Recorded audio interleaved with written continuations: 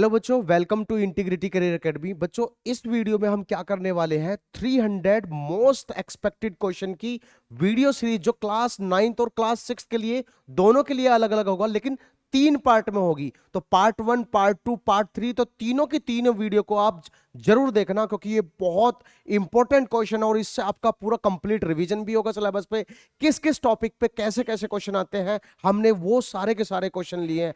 हर type, हर variety के question हमने यहां पर आपको दिया है। तो आप इस वीडियो को जरूर देखना और सारी की सारी वीडियो की सीरीज को जरूर देखना।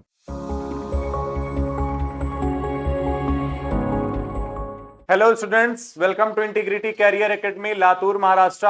आई hope you are doing well. आप सभी बहुत अच्छा कर रहे होंगे। तो आज मैं आपके लिए लेके आया हूं 100 क्वेश्चंस की सीरीज, जिसमें हम लोग फिजिक्स के 100 क्वेश्चंस को कवर करने वाले हैं। ठीक है, तो सभी स्टूडेंट्स रेडी हो जाएं। 100 क्वेश्चन को सॉल्व करेंगे और कमेंट बॉक्स में मुझे ये बताएंगे कि आउट ऑफ 100 उनके कितने क्वेश्चन सही हुए हैं। ठीक है, तो let's start with question number 1। हम लोग क्वेश्चन नंबर 1 से स्टार्ट करते हैं। तो फर्स्ट क्वेश्चन आपको स्क्रीन पर दिख रहा होगा। अ बस is moving at a speed of 48 kilometre per hour. How much distance will it cover in 1 hour 15 minute। ठीक है, तो आपको जो स्पीड यहां पर दे रखा है वो दे रखा है 48 किलोमीटर पर आवर। ठीक है, आपको टाइम कितना दे रखा है? आपको टाइम दे रखा है 1 hour 15 minute। तो देखो, जो हमारा 15 मिनट है इसे भी हम किस में कन्वर्ट कर लेंगे? आर में कन्वर्ट कर लेंगे। तो हमें पता है कि 1 minute is equal to 1/60 hour. तो अगर 15 मिनट का निकालेंगे तो 15 मिनट 15 इंटू 60 आर हो जाएगा, that is equal to 1/4 are.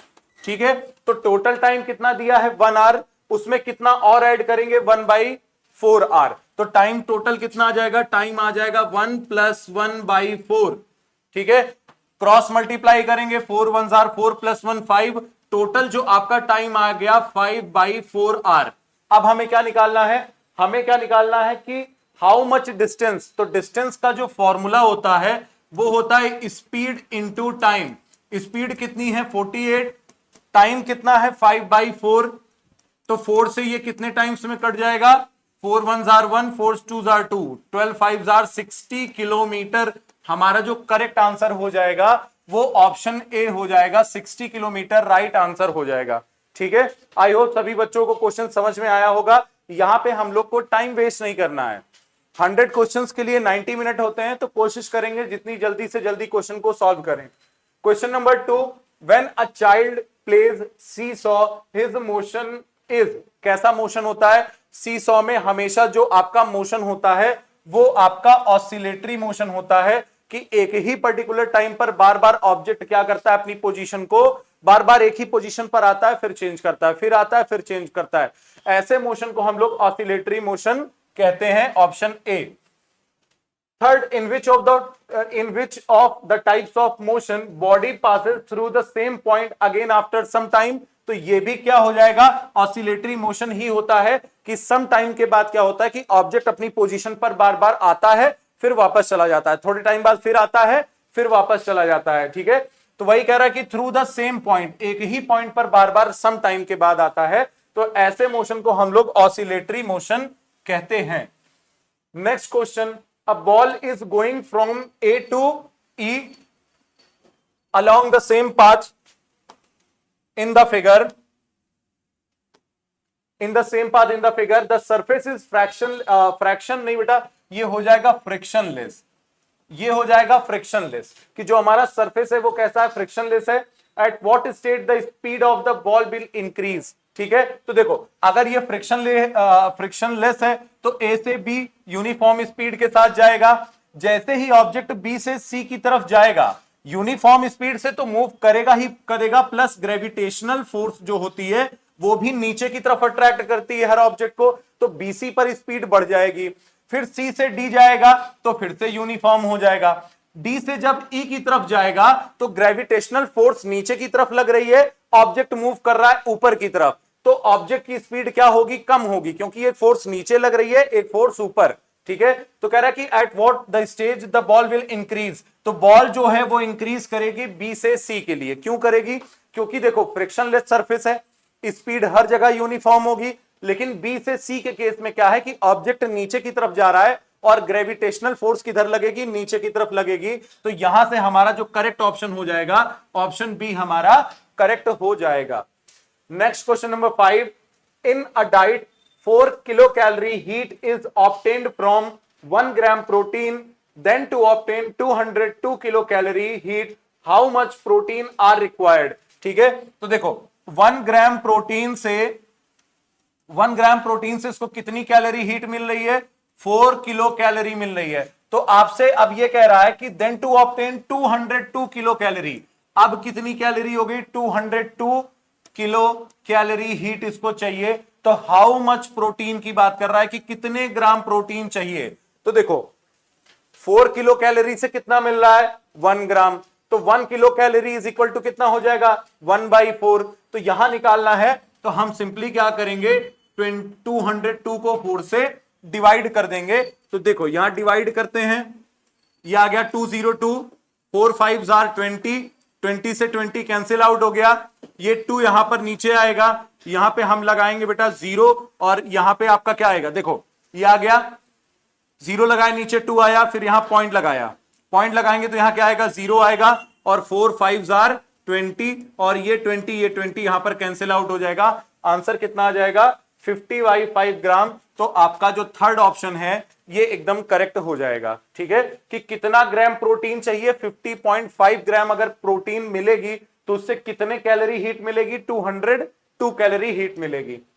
Next question number 6, graph of distance travelled and time taken is given for vehicle PQRS, which vehicle has maximum speed. तो आपको एक सिंपल सा ट्रिक बताता हूं, अगर आपका कोई डिस्टेंस ग्राफ है, ये रहा आपका डिस्टेंस, ये रहा आपका टाइम, तो ग्राफ जितना ज्यादा डिस्टेंस की तरफ होगा उसकी स्पीड उतना ज्यादा होगी। ठीक है, 2 3 मान लो ये A है, ये B है, ये C है, तो जो ग्राफ डिस्टेंस के जितना पास होगा उसकी स्पीड उतनी ज्यादा होगी। तो पास कौन है, C, तो C ज्यादा हो जाएगा। उसी हिसाब से यहां देखेंगे तो Y एक्सिस के सबसे करीब कौन है, P, तो P की स्पीड क्या हो जाएगी, मैक्सिमम हो जाएगी। आप ये तरीका याद रखना कि डिस्टेंस वाला जो Y एक्सिस है, जितना पास आपका ग्राफ होगा डिस्टेंस के, उतनी स्पीड क्या होगी, ज्यादा होगी। Question number 7, Riya visited her friends house E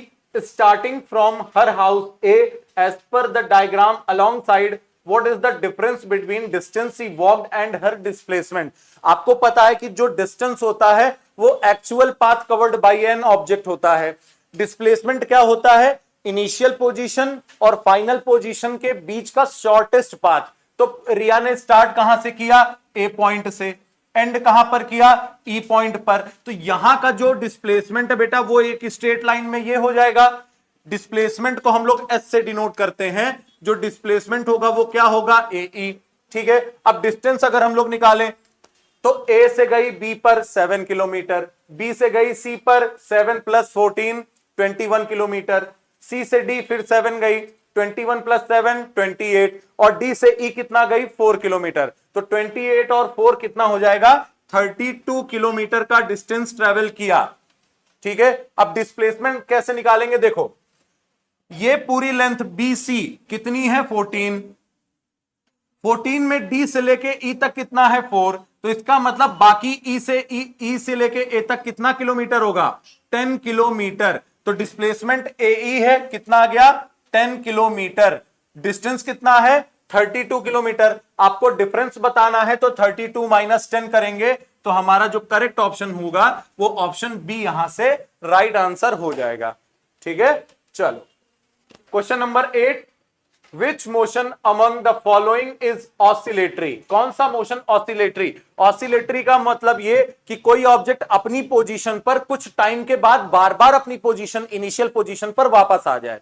ठीक है, तो इसमें आपका फास्ट मूविंग कार होगा नहीं, हैंड्स ऑफ अ क्लॉक होगा बेटा, ठीक है, ये होगा नहीं।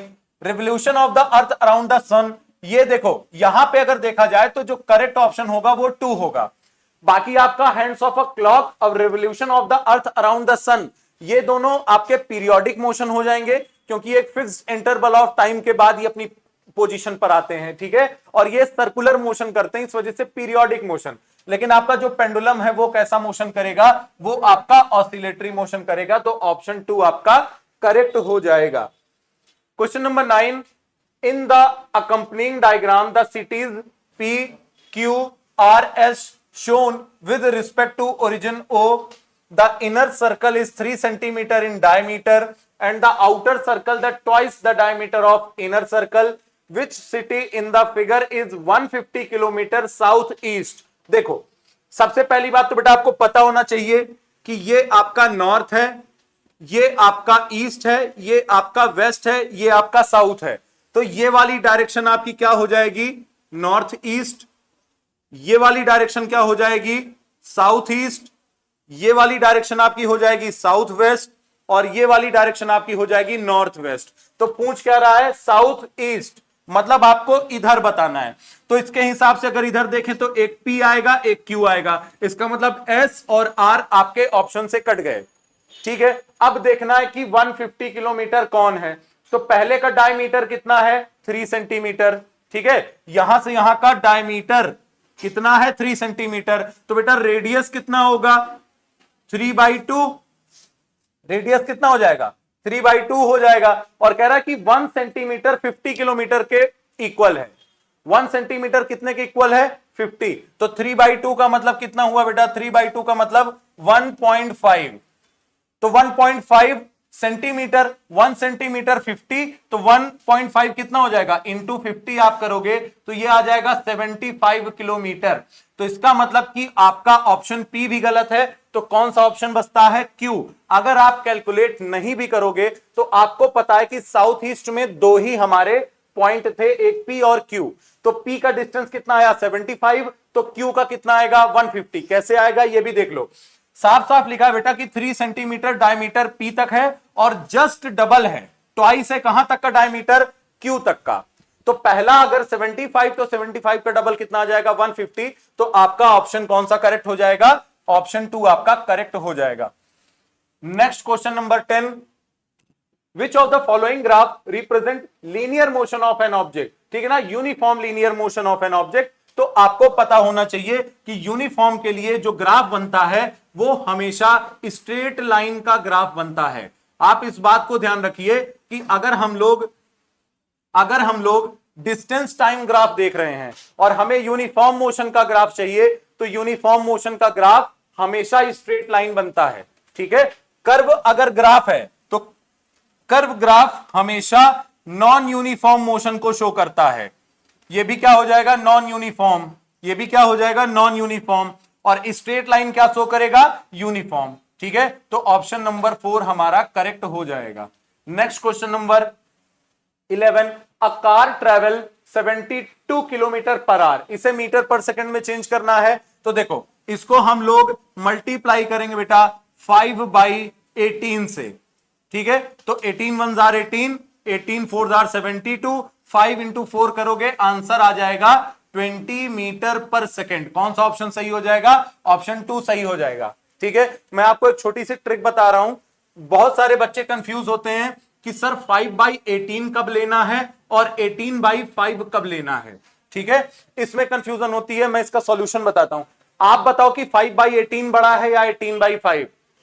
तो सिंपल सी बात है कि जिसका डिनोमिनेटर छोटा वो नंबर होगा बड़ा, तो 18/5 बड़ा है, पहली बात, ठीक है। तो ये आपकी बिग वैल्यू है या लार्जर वैल्यू है, ये आपकी कौन सी वैल्यू है, स्मॉल वैल्यू है। अब एक बात मुझे बताओ, किलोमीटर बड़ा या मीटर बड़ा, किलोमीटर। जब किलोमीटर से मीटर में आएंगे, जब किलोमीटर से मीटर में आएंगे तो मतलब बड़े से किस में जा रहे हैं, छोटे में, तो हमेशा छोटे नंबर से मल्टीप्लाई करेंगे।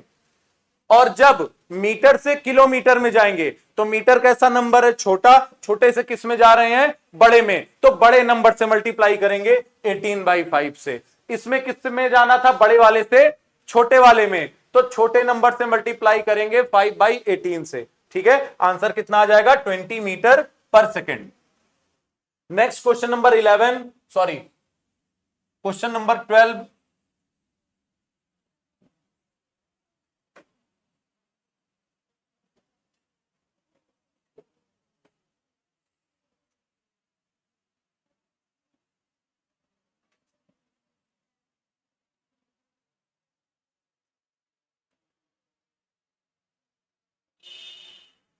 1 मिनट बेटा, कुछ बोर्ड में कुछ दिक्कत आ गई है। ठीक है,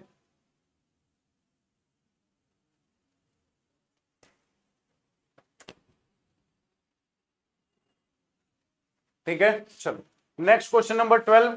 calculate 1 feet is equal to 30.48 centimetre if the height of a person, if the height of a person is 6 feet, what is his height in metre. तो आपको दे रखा है 1 कितने के इक्वल है 30.48, तो 6 कितने के इक्वल हो जाएगा, तो बेटा 6 आपका इक्वल हो जाएगा 30.48 मल्टीप्लाइड बाई 6। ठीक है, तो 30 को 6 से मल्टीप्लाई करोगे तो कितना आ जाएगा 180 पॉइंट आपकी कुछ वैल्यू आएगी। अब ऑप्शन से देखो, यहां पर बेटा 1.8 दिया है, ये तो पहले ही आपका गलत, अच्छा किसमें दे रखा है सेंटीमीटर, आपका आंसर किसमें दिया है मीटर में। ठीक है, अगर 18.288 को मीटर में कन्वर्ट करोगे तो 100 से मल्टीप्लाई करोगे, कितना आंसर आ जाएगा 128.8, 1828। इसको मल्टीप्लाई करोगे कितना आ जाएगा 18.28 सेंटीमीटर। 182 को मल्टीप्लाई करोगे कितना आ जाएगा 18288 सेंटीमीटर, और 1.828 को मल्टीप्लाई करोगे तो कितना आएगा 182.88 सेंटीमीटर। मतलब मेरी जो वैल्यू आएगी वो 180 से थोड़ी ज्यादा आएगी, तो इसका मतलब कि करेक्ट ऑप्शन कौन सा हो जाएगा, फर्स्ट ऑप्शन आपका करेक्ट हो जाएगा। ध्यान देने वाली बात यह है कि आपका फिट दिया है सेंटीमीटर में और आपसे क्वेश्चन पूछा है मीटर में, तो इसका मतलब कि सेंटीमीटर को किस में कन्वर्ट करेंगे, मीटर में। इसका मतलब आपका आंसर सेंटीमीटर में कितना आएगा बेटा 182.88 सेंटीमीटर आएगा। जब आप इसको मीटर से कन्वर्ट करोगे तो डिवाइडेड बाई 100 करोगे और जितने 0 पॉइंट उतना पहले आ जाता है, तो 1.82 आ जाएगा। ऑप्शन 1 आपका करेक्ट हो जाएगा। Question number 13, Why does the speed increase while sliding down a slide? कि जब आप स्लाइड से स्लाइड करते हो तो स्पीड क्यों बढ़ती है, तो सबको पता है बेटा कि स्पीड बढ़ती है ड्यू टू ग्रेविटेशनल फोर्स, क्योंकि ग्रेविटेशनल फोर्स किसी भी ऑब्जेक्ट को नीचे की तरफ खींचता है और स्लाइड से आते टाइम हम नीचे की तरफ ही आते हैं। ठीक है, next question number 14, the boatman shown in figure is using force to set the boat afloat. ठीक है, देखो एक आपका बोटमैन है, उसने पोल लिया हुआ है, तो ये क्या कर रहा है, तो ये इसको कौन सी फोर्स लगा रहा है बेटा, तो यहां पर कौन सी फोर्स लगेगी, मस्कुलर फोर्स। तो आपका जो करेक्ट ऑप्शन हो जाएगा वो हो जाएगा मस्कुलर फोर्स।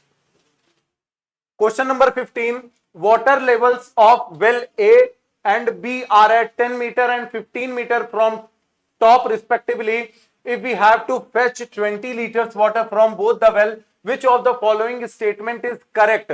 तो देखो बेटा सिंपल सी बात यह है, आपसे कह रहा है कि एक में 20 लीटर वाटर आपको फेच करना है, मतलब खींचना है। एक आपका ए 10 मीटर पर है, बी आपका 15 मीटर पर है, तो जितना ज्यादा डिस्टेंस होगा उतनी ज्यादा फोर्स लगानी पड़ेगी। तो इस पर जो फोर्स लगानी पड़ेगी वो एफ ए होगी, इस पर जो फोर्स लगानी होगी वो एफ बी होगी। अब साफ साफ दिख रहा है कि 15 मीटर ज्यादा है तो फोर्स भी लगेगी ज्यादा, तो हमारा जो करेक्ट ऑप्शन हो जाएगा कि F B is greater than F A. ठीक है, ठीक है, तो ऑप्शन 2 हमारा यहां से क्या हो जाएगा, करेक्ट हो जाएगा। ठीक है, question number 16, as shown in the diagram erasers P, Q, R are replaced on the floor. If force F is applied, what will be its effect on all the 3 erasers? 3 erasers P, Q, R हैं। P, F पर force लग रही है, R पर force लग रही है, Q पर डाउनवर्ड डायरेक्शन में फोर्स लग रही है। तो डाउनवर्ड डायरेक्शन में लगने वाली फोर्स कौन सी होगी, ग्रेविटेशनल। और अगर ये सरफेस पर ही रखा है तो नीचे फोर्स लगाने पर किसी भी तरह का मोशन ये नहीं करेगा। कह रहा कि eraser P and Q will move and R will change its shape. ठीक है, कह रहा कि P और Q मूव करेंगे, तो बेटा Q तो आपका मूव नहीं करेगा, तो पहला ऑप्शन गलत हो गया। Eraser R and Q will move, तो Q यहां पर भी मूव नहीं करेगा। थर्ड कह रहा कि eraser P and R will move and Q will change its shape, तो ये आपका ऑप्शन सही हो जाएगा कि इरेजर P मूव करेगा, क्योंकि ये जो फोर्स लग रही है कैसी लग रही है, हॉरिजॉन्टल, सामने की तरफ। Q पर जो फोर्स लग रही है वो कैसी है, वर्टिकली डाउनवर्ड। तो वर्टिकली डाउनवर्ड में तो ऑब्जेक्ट पहले ही सरफेस पर रखा है, मोशन नहीं करेगा तो P और R आपके मूव करेंगे और Q का शेप क्या होगा, चेंज हो जाएगा ज्यादा फोर्स लगने से। ऑप्शन 3 आपका करेक्ट हो जाएगा। Next question number 17, object P sinks in kerosene and float on water because, कोई ऑब्जेक्ट किसी लिक्विड में तब सिंक करता है जब उसकी डेंसिटी ज्यादा होती है लिक्विड से। कोई ऑब्जेक्ट किसी भी लिक्विड में तब फ्लोट करता है जब उसकी डेंसिटी कम होती है लिक्विड से। ऑब्जेक्ट आपका केरोसिन में सिंक कर रहा है, इसका मतलब कि ऑब्जेक्ट की डेंसिटी ज्यादा है केरोसिन से, ठीक है, मतलब हैवियर है। तो object P is heavier than kerosene and water, तो ये गलत हो जाएगा। क्यों गलत होगा, हैवियर तो है केरोसिन से लेकिन वाटर से नहीं होगा, क्योंकि अगर वाटर से भी हैवियर होता तो बेटा ये फ्लोट ना करता।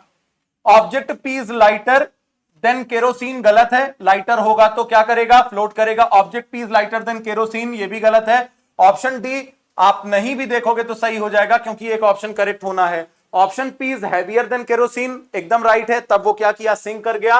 And lighter than water, water से लाइट है, हल्का है, इसी वजह से सरफेस पर फ्लोट कर रहा है, तो ऑप्शन 4 करेक्ट हो जाएगा। Next question number 18, moon is kept in the orbital around earth by, कि जो आपका मून है वो अर्थ के ऑर्बिट में है, किस वजह से है, तो बेटा ये अर्थ के ग्रेविटेशनल फोर्स की वजह से है, कि जो अर्थ का ग्रेविटेशनल फोर्स है वो मून को क्या करता है, अपनी तरफ अट्रैक्ट करता है। बिकॉज क्या करता है, अट्रैक्ट करता है, तो इसकी वजह से जो मून है वो अर्थ की ऑर्बिट में क्या करता रहता है, रिवॉल्व करता है। चलो question number 19, observe the flow chart and find the correct option for P Q R S. ठीक है, हाँ, force can effect an object which is not in contact, ठीक है।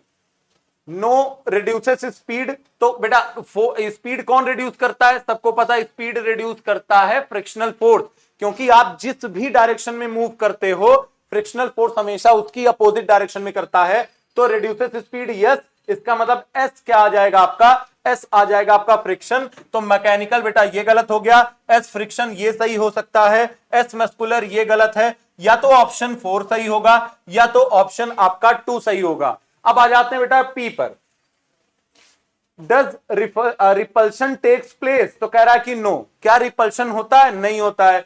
तो देखो मैकेनिकल फोर्स है और एक आपका ग्रेविटेशनल फोर्स है, ठीक है, तो आपको पता होना चाहिए कि जो आपकी ग्रेविटेशनल फोर्स होती है वो आपकी अट्रैक्टिव फोर्स है। कैसी फोर्स है, अट्रैक्टिव, तो रिपल्सन यहां पर नहीं होगा। अच्छा, उसके बाद फिर क्या कह रहा है, अट्रैक्ट्स निकल, कौन निकल को अट्रैक्ट करेगा, सिंपल सी बात है, मैग्नेट करेगा, तो आर की जगह पे क्या आना चाहिए, आर की जगह पे आना चाहिए मैग्नेट, तो आर यहां पर भी आपका मैग्नेट है और यहां पर क्या है, स्टैटिक इलेक्ट्रिसिटी, तो ये आपका गलत हो जाएगा, स्टैटिक इलेक्ट्रिसिटी अट्रैक्ट नहीं करता, तो यहां से हमारा ऑप्शन कौन सा सही हो जाएगा, ऑप्शन 4 हमारा करेक्ट हो जाएगा।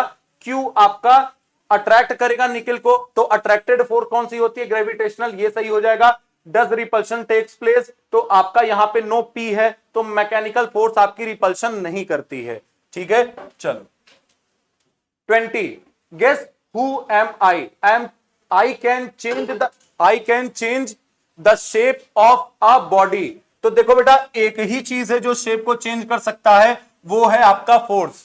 आई can change the direction of a moving body, इसका आंसर होगा force. I can move a body which is at rest, तो ये भी ऑप्शन क्या हो जाएगा, फोर्स करेक्ट ऑप्शन हो जाएगा। Like poles of 2 bar magnet placed on a table are repelled from each other, which of the following forces will not be active in this event।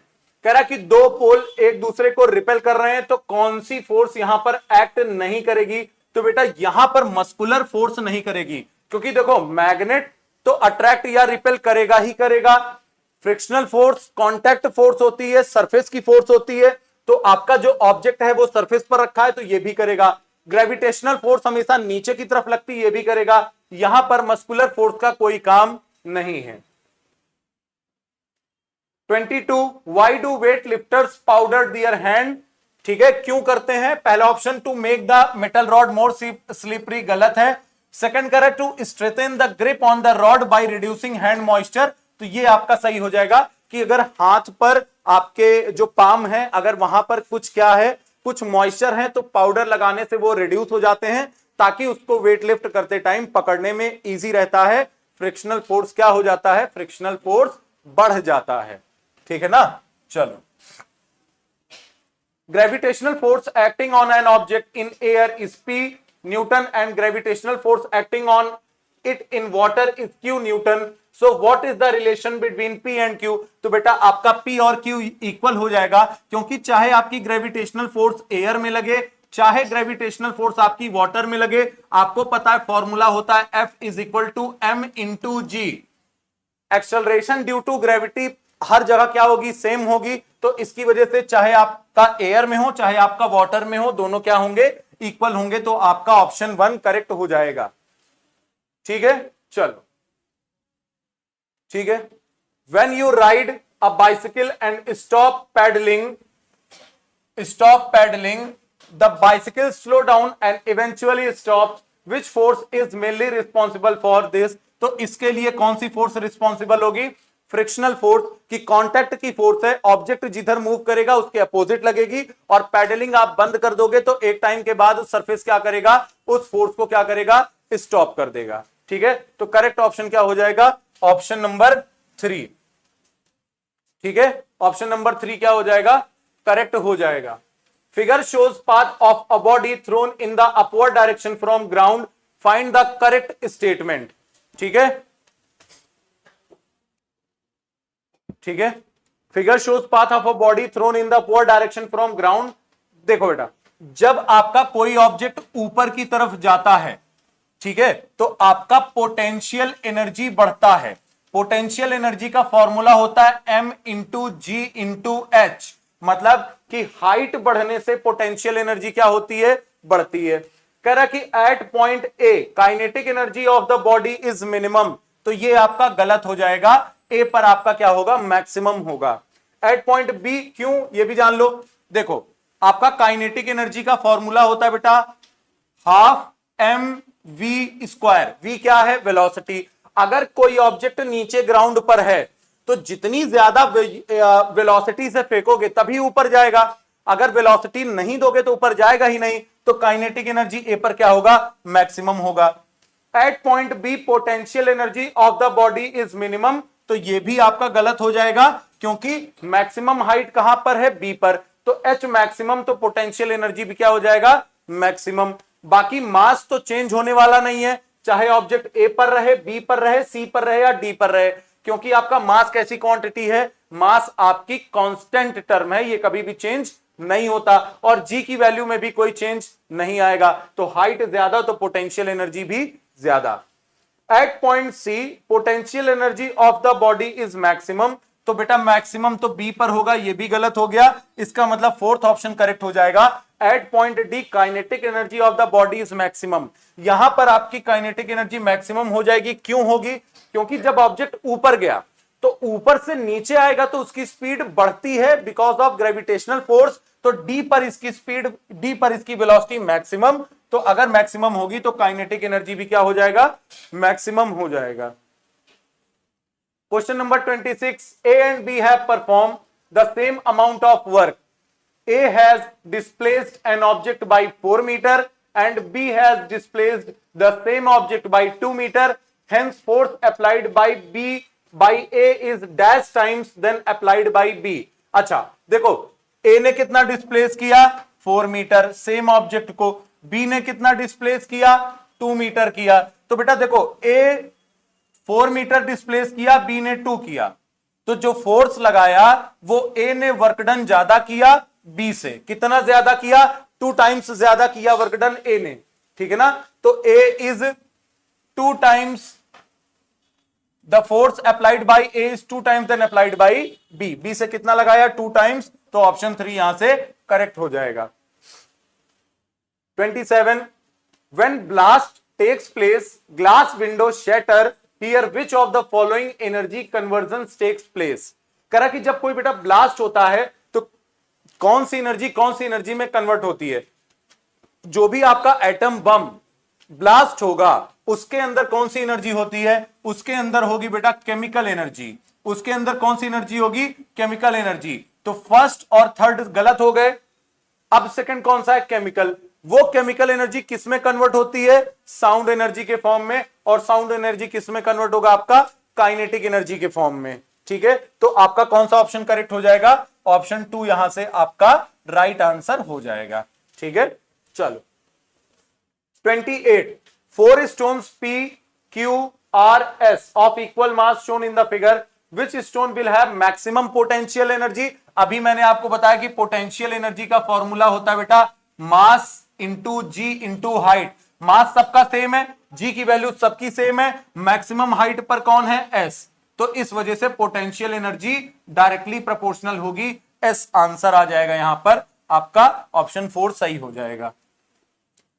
Question number 29, as shown in the diagram, Ajay moved a block from point P to point Q. P से Q की तरफ move किया and brought it back from point Q to point P. पहले कहां से कहां ले गया, पहले P से ले गया Q पर, बाद में Q से फिर ले आया P पर। तो पूछ रहा वर्क डन बाई अजय। तो देखो बेटा इसका आंसर 0 हो जाएगा। कैसे होगा समझो, वर्क डन होता है फोर्स इंटू डिस्प्लेसमेंट, तो फोर्स लगाया तभी गया, वापस ले आया तब भी ले आया। डिस्प्लेसमेंट स्टार्ट किया, इनिशियल पॉइंट P था, फाइनल पॉइंट भी क्या है, P है, तो इनके बीच का डिफरेंस कितना होगा, 0।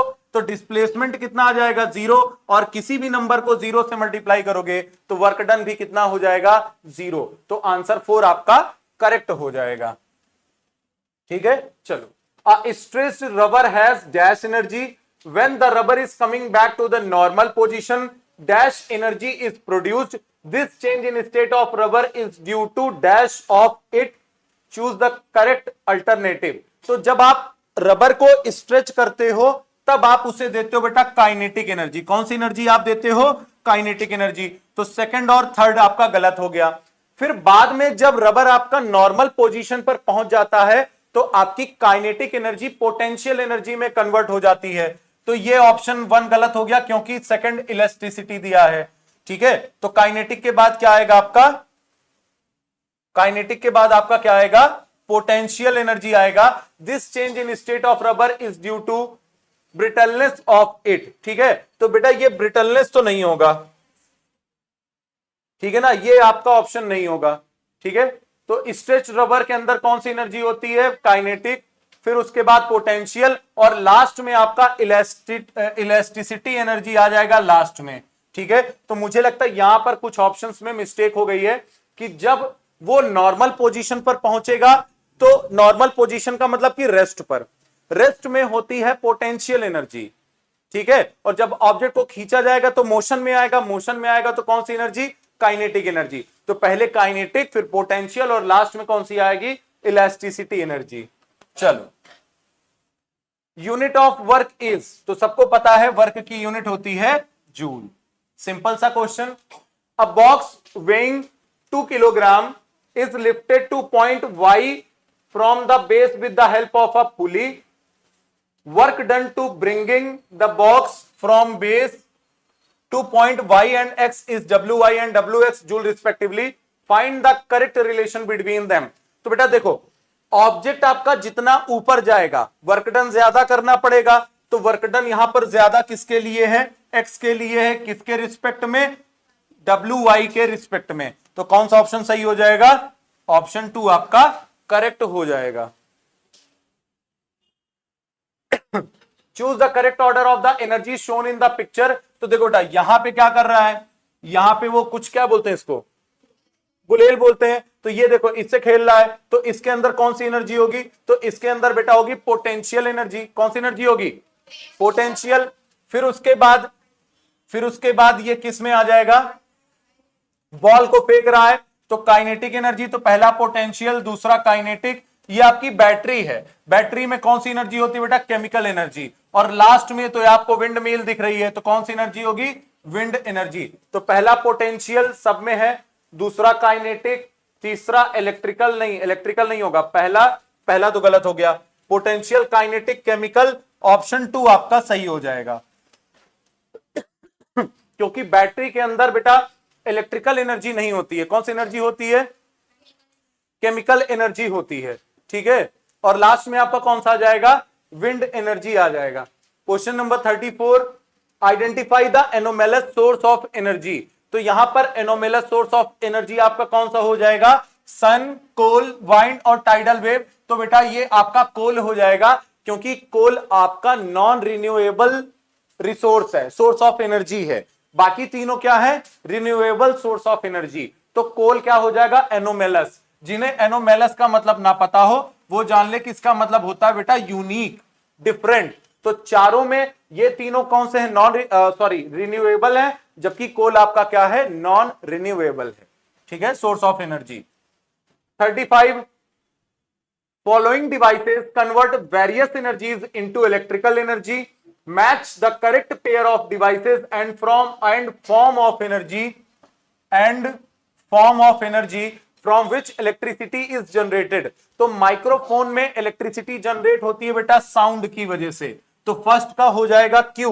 तो ऑप्शन 3, ऑप्शन 4 गलत। सेकंड है जनरेटर। जनरेटर को घुमाने के लिए हम लोग क्या करते हैं? पहले उसको, मतलब जनरेटर का काम क्या है? इलेक्ट्रिसिटी देना। उसके लिए पहले हम उसको घुमाते हैं। तो घुमाने में कौन सी एनर्जी लगेगी? मैकेनिकल एनर्जी लगेगी। तो आपका सेकंड का क्या हो जाएगा? आर। सेकंड का आर। तो आपका ऑप्शन 1 करेक्ट हो जाएगा। यहां सेकंड का पी दिया है तो ये आपका गलत हो जाएगा। ठीक है, चलो। 36, if a magnet falls from a height it's energy changes from. ठीक है, तो मैक्सिमम हाइट पर कौन सी एनर्जी होगी बेटा? पोटेंशियल। और जैसे जैसे नीचे आएगा किस में कन्वर्ट होगा? काइनेटिक एनर्जी में कन्वर्ट होगा। ठीक है, पोटेंशियल एनर्जी mgh, हाइट सबसे ज्यादा, तो पोटेंशियल एनर्जी क्या होगी? मैक्सिमम। मान लो कि कोई आपका जो मैग्नेट है इस पर्टिकुलर हाइट पर रेस्ट पर है, तो काइनेटिक एनर्जी कितनी हो जाएगी? 0, क्योंकि काइनेटिक एनर्जी कब होती है? जब ऑब्जेक्ट मोशन में होता है। यहां ऑब्जेक्ट मोशन में है तो काइनेटिक एनर्जी 0, और आपका जो पोटेंशियल एनर्जी है वो आपका यहां पर मैक्सिमम हो जाएगा, क्योंकि मैक्सिमम हाइट पर रखा है। जैसे जैसे ऑब्जेक्ट नीचे आएगा स्पीड बढ़ेगी तो काइनेटिक एनर्जी बढ़ती जाएगी, और हाइट कम होने से पोटेंशियल एनर्जी कम होने लगेगी। ठीक है, तो ऑप्शन सेकंड आपका करेक्ट हो जाएगा। If a drum is played on the moon and on the earth, which of the following statement about it will be true? Membrane of the drum will vibrate at both the places. पहला option correct हो जाएगा कि drum को चाहे आप moon पर क्या करो, प्ले करो, या अर्थ पर प्ले करो, वाइब्रेशन वो दोनों जगह करेगा। ठीक है, लेकिन मून पर एटमॉस्फेयर ना होने की वजह से वो सुनाई नहीं देगा और अर्थ पर सुनाई देगा। Question number 38, which of the following string instrument is played by using a ring of wire in the finger? ठीक है, कह रहा है कि रिंग जो होती है वायर में कौन सी, मतलब क्या कह रहा है कि कौन सा इंस्ट्रूमेंट प्ले किया जाता है? Ring of wire in the finger.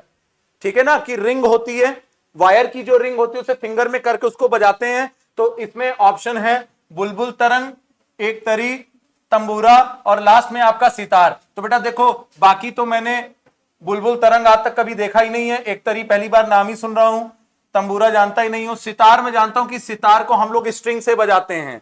तो करेक्ट ऑप्शन क्या हो जाएगा? ऑप्शन नंबर 4 आपका करेक्ट हो जाएगा। 39, during night time a bat produces a sound around 50 kilohertz frequency, which of the following animal would possibly be attacked by the bat? कह रहा है कि रात के, मतलब रात में जो आपका बैट होता है वो 50 किलो हर्ट्ज की फ्रीक्वेंसी प्रोड्यूस करता है। तो कह रहा है कि कौन सा एनिमल मतलब ऐसा होगा जिस पर बैट आपका अटैक कर सकता है। ठीक है, तो देखो बीटल की हियरिंग रेंज कितनी है? 80 किलो हर्ट्ज। ये कितनी करेगा? 50 किलो हर्ट्ज। तो बेटा इसको तो सुनाई दे जाएगा। 50 से देखो 80 तक सुन सकता है, कहां से? 20 से 80, तो 50 इसके बीच में आएगा तो इसको सुनाई दे जाएगा। तो ये क्या करेगा? बीटल, ये बीटल भाग जाएगा। क्या करेगा? ये बीटल भाग जाएगा। अब आ गई किसकी बात? मोथ की। मोथ का 10 हर्ट्ज से 100, तो 50 किलो हर्ट्ज इसके बीच में आ रहा है, ये भी क्या करेगा? सेम पैटर्न फॉलो करेगा। जैसे ही बैट 50 किलो हर्ट्ज की फ्रीक्वेंसी प्रोड्यूस करेगा, या आप बोल सकते हो कि साउंड प्रोड्यूस करेगा, ये क्या करेगा? भाग जाएगा। अब आपकी बची फ्लीज। फ्लीज होता है बेटा मक्खियां। ठीक है। इनका मैक्सिमम कितना सुन सकती है 44, ये कितना प्रोड्यूस करेगा 50, तो 50 ये 44 से ज्यादा सुन ही नहीं सकती हैं। बैट प्रोड्यूस कर रहा है 50, तो 50 प्रोड्यूस करेगा तो फ्लीस को सुनाई नहीं देगा, तो आज इनकी मौत पक्का लिखी है बैट के हाथ में, ठीक है। तो फ्लीस क्या हो जाएगा, राइट आंसर हो जाएगा। चल, if one sound wave complete 20 vibration in 2.5 second, then determine the frequency of the wave. Frequency होता है बेटा नंबर ऑफ वाइब्रेशन पर सेकेंड, नंबर ऑफ वाइब्रेशन पर सेकेंड, एक सेकेंड में बताना है। तो 20 वाइब्रेशन कितनी देर में कर रहा है 2.5, तो एक कितने में करेंगे, डिवाइड करेंगे तो एक का आंसर हो जाएगा। पॉइंट हटाने के लिए 10 से मल्टीप्लाई करो, ये बन जाएगा 25 और ऊपर वाला कितना बन जाएगा 200। तो बेटा इसको डायरेक्टली कट करोगे तो आंसर कितना आ जाएगा 8 आ जाएगा। तो करेक्ट ऑप्शन क्या हो जाएगा 4 हो जाएगा, ठीक है। चलो question number 41, balloon P, Q, R, S are filled with water, air, sand and hydrogen gas respectively. If each of these balloon is held close to the ear and rubbed with the finger, which balloon will produce the sound more clearly? तो बेटा आपको पता है sound की speed maximum होती है solid में, उससे कम होती है लिक्विड में, सबसे कम कहां पर होती है गैस में, और वैक्यूम में तो होती ही नहीं है।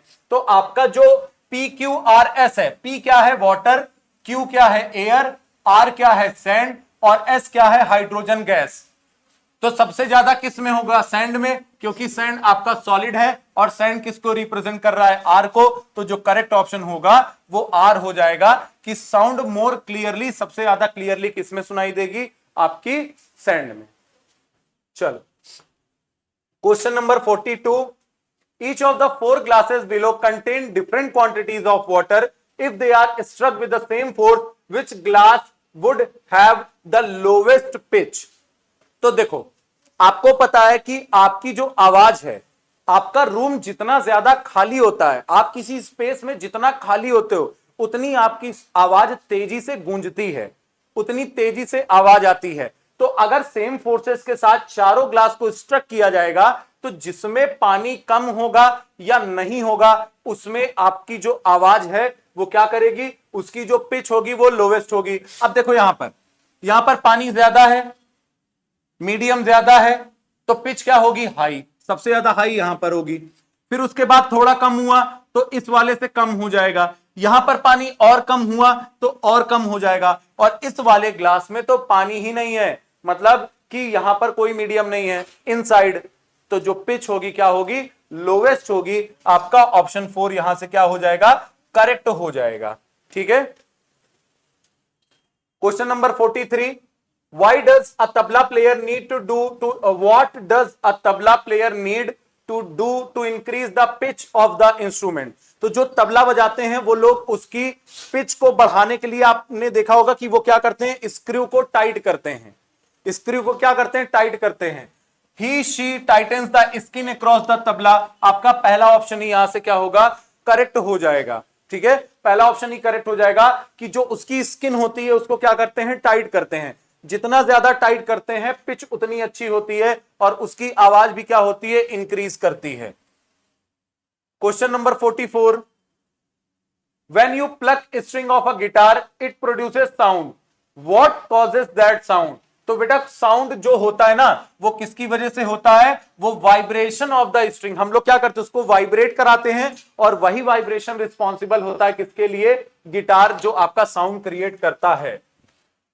Question number 45, the movement of wings is heard but not of the movement of legs of mosquitoes because, ठीक है, कि जो विंग्स का मूवमेंट होता है जब आपकी क्या बोलते हैं, मॉस्किटो क्या करते हैं, विंग्स को फड़फड़ाते हैं तो उनकी आवाजें सुनने को आती हैं, लेकिन उनके लेग्स के मूवमेंट की आवाज सुनने को नहीं आती है। तो कह रहा है कि frequency of leg movement is smaller than 20 hertz, frequency of wing movement, ठीक है। तो आपका पहला ऑप्शन ही सही हो जाएगा। देखो 20 हर्ट्ज क्या है, 20 हर्ट्ज ये मिनिमम फ्रीक्वेंसी है जो कोई भी पर्सन सुनता है, तो उससे ज्यादा की फ्रीक्वेंसी किसकी है, विंग मूवमेंट की, इस वजह से वो सुनाई दे रही है। जबकि लेग मूवमेंट की फ्रीक्वेंसी लेस देन 20 हर्ट्ज है तो वो हमें सुनाई नहीं देगी। तो पहला ऑप्शन ही हमारा क्या हो जाएगा, करेक्ट हो जाएगा। Question number 46, people who can not here using, तो जो लोग सुन नहीं पाते वो लोग किसका यूज करते हैं, वो लोग साइन का यूज करते हैं। ठीक है ना, जैसे आप लोग एग्जाम में चीटिंग करते हो, मैम बोलती है कि बोलना नहीं है, तब आप साइन का यूज करते हो कि पहले का चौथा बता दो, दूसरे का तीसरा।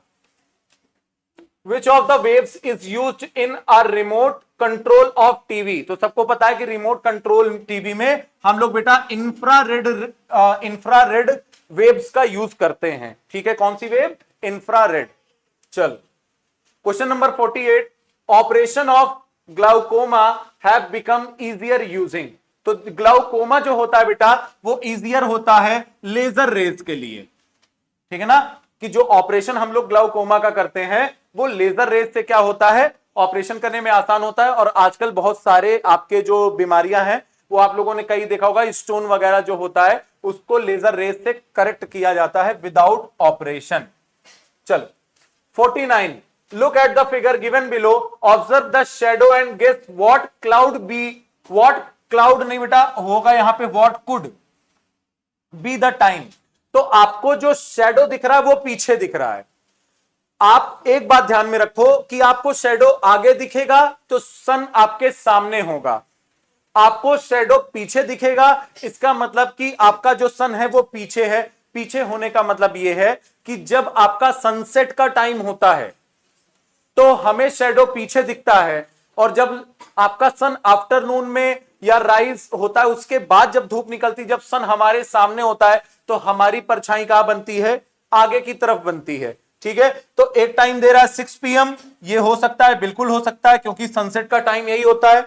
दूसरा कह रहा है 3:30, नहीं होगा। 12:30 दोपहर में तो होगा ही नहीं। 11:30 ये भी नहीं होगा बेटा, तो आपका पहला ऑप्शन ही करेक्ट हो जाएगा। बाकी टाइम पे देखो 3:30 पर तो आप मोस्टली समझ लो कि आपका जो बनता है वो साइड में बनता है, क्योंकि सन किधर होता है, सामने ईस्ट, तो सन 3:30 के आसपास कुछ इधर आ जाता है, हमारे राइट हैंड साइड आ जाता है। ठीक है, और 6 बजे कहां चला जाता है, पीछे के साइड चला जाता है, तो जो शैडो बनता है वो पीछे बनता है। 11-12 बजे शैडो कहां बनेगा, सामने।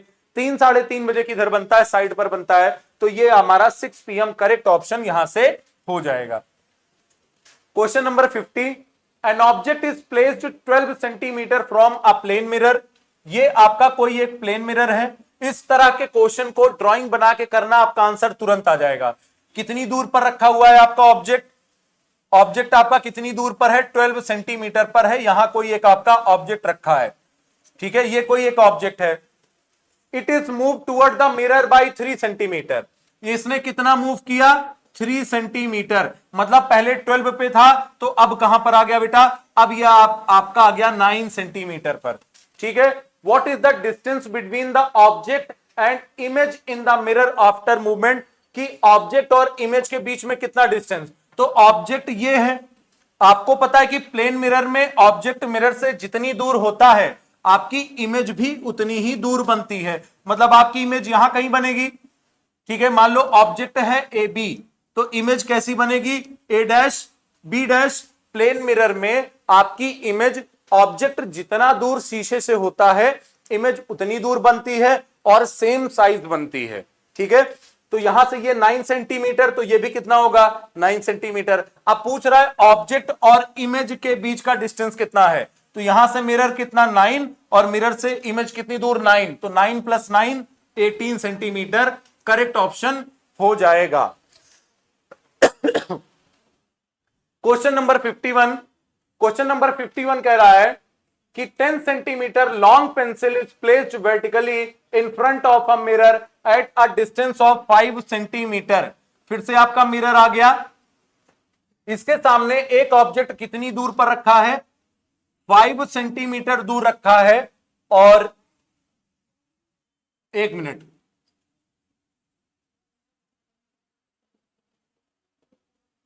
ठीक है, चलो फिर से बना लो। ऑब्जेक्ट बेटा कितनी दूर है, 5 सेंटीमीटर, तो इमेज भी कितनी दूर बनेगी, 5 सेंटीमीटर। ऑब्जेक्ट की हाइट कितना, वर्टिकली रखा है, मतलब वर्टिकल का मतलब होता है बेटा ऐसे ऊपर की तरफ। ऑब्जेक्ट की हाइट कितनी है, 10 सेंटीमीटर, तो इमेज की हाइट भी कितनी होगी, ज्यादा बड़ा बन गया, चलो चलो, ये कितना हो गया 10 सेंटीमीटर, ये 5 सेंटीमीटर, तो ये भी कितना होगा 5 सेंटीमीटर, और ये भी डिस्टेंस कितना होगा 5 सेंटीमीटर। अब क्या कह रहा है आपसे, if we joint both of the pencil and its image to make a rectangle what will be its area. कह रहा कि मैं इधर और इधर दोनों को क्या कर दूं, ऐड कर दूं, तो ये क्या बन गया, रेक्टेंगल बन गया। कैसे बना, रेक्टेंगल की अपोजिट साइड क्या होती है, इक्वल, ये 10 ये भी 10, नीचे कितना 5 + 5 10, ऊपर भी कितना 5 + 5 10, तो ये रेक्टेंगल भी है प्लस आप इसको स्क्वायर भी बोल सकते हो। आगे कह रहा है कि what will be its area, area क्या होगा, तो रेक्टेंगल का जो एरिया होता है बेटा वो होता है L × B, लेंथ कितना 10, ब्रेड्थ भी कितनी 10, तो 10 × 10 100 सेंटीमीटर दिया कि मीटर, सेंटीमीटर, 100 सेंटीमीटर स्क्वायर हो जाएगा। तो आपका करेक्ट ऑप्शन कौन सा हो जाएगा, ऑप्शन 3 आपका करेक्ट हो जाएगा। 52, what is the principle behind functioning of a pin hole camera. तो आपको पता है कि किस प्रिंसिपल पर काम करता है, कि light always travelled in a straight line, तो आपका पहला ही ऑप्शन यहां से करेक्ट हो जाएगा कि पिन होल किस प्रिंसिपल पर काम करता है, तो light rays travels in a straight line. चलो question number 53, two boys X and Y are standing in front of a plane mirror as shown in the figure. If Y walks, Y कितनी दूर है 12 metre, X कितनी दूर है 2 metre. अब क्या कह रहा है कि if Y walks 5 metre toward X, ये Y कितना चला 5 मीटर, किसकी तरफ, X की, तो पहले ये 12 पे था, 5 मीटर पहले आ गया, तो अब कितना दूर है मिरर से 7 मीटर, कितना होगा 7 metre. Then how far will X see the image in the mirror, तो कह रहा है ये X इसकी इमेज कितनी दूर पर देखेगा, तो देखो बेटा यहां से लेके यहां तक का डिस्टेंस कितना है 7 मीटर, तो इमेज भी कितनी दूर बनेगी 7 मीटर, तो यहां से यहां तक 7, और देखना किसको है X को, तो X का यहां से कितना दूर डिस्टेंस है 2 मीटर, तो 7 + 2 9 मीटर दूर पे ये इसको इमेज दिखेगी, तो आपका जो करेक्ट ऑप्शन हो जाएगा वो ऑप्शन 1 हो जाएगा। ठीक है, चलो क्वेश्चन नंबर 54, बीच में इसको पता नहीं कौन सी बीमारी है, रुक जा रहा है, ठीक है कोई बात नहीं, ठीक है। चलो बेटा next question, the shadow of a kite flying high in the sky is not seen on the ground because, क्यों नहीं दिखता है, पहला कह रहा है कि ग्राउंड बहुत बड़ा है, इससे कोई मतलब नहीं है। सेकंड कह रहा है कि there is the light between the kite and the ground, ये भी गलत हो जाएगा। थर्ड ऑप्शन कह रहा है distance of the ground from the kite is much higher, ये आपका सही हो जाएगा कि जो आपका सरफेस है और जो आपका काइट है उसके बीच का डिस्टेंस बहुत ज्यादा है, तो बहुत ज्यादा डिस्टेंस होने की वजह से क्या होगा कि इसका शेडो नहीं बन पाएगा। ठीक है, चलो 55, which colour is present in the middle of rainbow, तो रेनबो का फॉर्मेशन क्या होता है, विब ग्योर, GYOR, ये 7 कलर बनते हैं। ठीक है, 1 2 3 4 5 6 7, तो मिडिल में कौन सा है आपका 4 है, तो 4 पे कौन सा कलर है, ग्रीन कलर, आपका राइट ऑप्शन हो जाएगा कि रेनबो के सेंटर में कौन आता है, मिडिल में कौन आएगा, ग्रीन कलर आएगा। ठीक है, याद कर लेना सब लोग, विबग्योर क्या बोलते हैं बेटा, विबग्योर, V से वॉयलेट, I से इंडिगो, B से ब्लू, G से ग्रीन, Y से ऑरेंज, सॉरी येलो, O से ऑरेंज और R से red. 56, number of image formed in kaleidoscope are, तो कितनी इमेजेस बनती हैं, कितनी इमेजेस बनती हैं 5 बनती हैं, 5 आपका करेक्ट ऑप्शन हो जाएगा। विच of the following is natural source of light, तो सन भी आपका नेचुरल सोर्स है, स्टार तो है ही है, हनी मशरूम भी है और आपका एंगलर फिश भी है। ठीक है, तो कौन सा ऑप्शन सही हो जाएगा, ऑप्शन 4 आपका सही हो जाएगा। इनमें अपनी खुद की, सबकी अपनी खुद की लाइट होती है। ठीक है, तो ये नेचुरल सोर्स है, आर्टिफिशियल नहीं है। if the angle between the mirror and the incident ray is 50 degree, what is the angle between the incident ray and the reflected ray? तो देखो बेटा हम लोग सबसे पहले डायग्राम बना लेते हैं। ये आपकी इंसिडेंट रे है, ये आपका नॉर्मल है, और ये आपका कौन सा रे हो जाएगा? Reflected ray. तो एंगल किसके किसके बीच में बता रहा है? The mirror and the incident ray. तो ये आपका मिरर है, मिरर और इंसिडेंट रे के बीच का एंगल कितना बता रहा है? 50 डिग्री। ठीक है, ये कौन सा एंगल होगा? Angle i. और ये कौन सा एंगल होगा? Angle r. आपको पता है कि रिफ्लेक्शन में angle of incidence angle of reflection के क्या होता है? इक्वल होता है। तो ये 50 है, नॉर्मल से ये पूरा एंगल कितना होता है? 90 डिग्री। तो ये है 50, तो एंगल आई कितना हो जाएगा? 90 minus 50 that is equal to 40। तो एंगल आई कितना है? 40। तो एंगल आर भी कितना होगा? 40। ठीक है, ये वाला एंगल फिर से कितना हो जाएगा? 50। क्वेश्चन क्या कह रहा है कि what is the angle between incident ray and reflected ray. तो इंसिडेंट रे और रिफ्लेक्टेड रे के बीच का ये पूरा पूरा एंगल बनेगा। तो यहां से यहां तक का 40 और यहां से यहां तक का 40, तो 40 और 40 को ऐड करोगे आंसर कितना आ जाएगा? 80 डिग्री आपका करेक्ट आंसर हो जाएगा। 59, observe the figure of the magnet and identify the south pole CBAS। यहां पे कहीं से नहीं समझ में आ रहा है कि कौन सा पोल ABC में साउथ है और कौन सा नॉर्थ है, क्योंकि कुछ भी दिया नहीं है। तो करेक्ट ऑप्शन क्या हो जाएगा? None of these. 60 क्वेश्चन कह रहा है कि a bar magnet is kept on a white paper, iron filing is spread around it, which figure will be seen if the paper is given a flick. कह रहा है कि एक white paper है, चारों तरफ आयरन की फाइलिंग्स को क्या किया है? स्प्रेड किया है।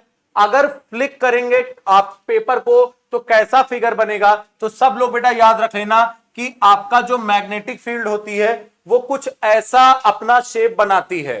ठीक है ना, इसको बोलते हैं कर्व्ड शेप। कौन सा शेप? कर्व्ड शेप बनाता है।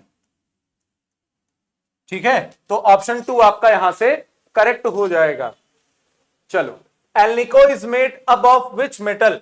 याद करने का सबसे अच्छा तरीका, Al से एल्यूमिनियम, Ni से निकल और CO से कोबाल्ट। ठीक है, तो ऑप्शन 3 आपका करेक्ट हो जाएगा, aluminium, nickel, cobalt. 62, 3 magnet are arranged as shown in the figure below, which arrangement will remain stable.